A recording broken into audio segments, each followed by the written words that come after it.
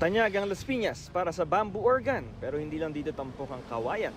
Sa lungsod na ito, dinarayo rin sa bahaging ito ng Diego Serra Avenue ang makukulay na parol na yari sa kawayan. Ito ang ikinabubuhay ng pamilya ni Jay Gallardo. Matagal na po, siguro po mga ano na po, 60 to 50 years. Mahalaga po sa amin kasi po ito po yung gantong pong season, bare months po, ito po yung talagang ano namin.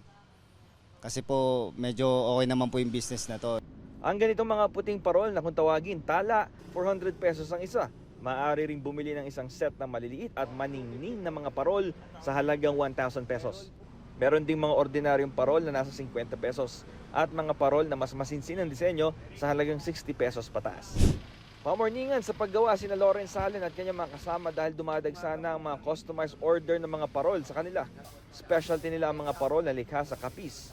Depende sa size ang presyo nito. Ang small nasa 1,500 pesos hanggang 2,000 pesos. Medium 2,500 pesos hanggang 3,000 pesos at large 4,000 hanggang 6,000 pesos.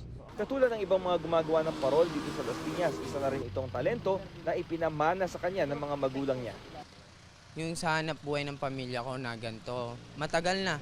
Halos, parang family business na rin po. Natutunan ko yung paggagawa ng parol dahil sa magulang na parang inano na nila. Tinuro at pinasok na rin sa amin.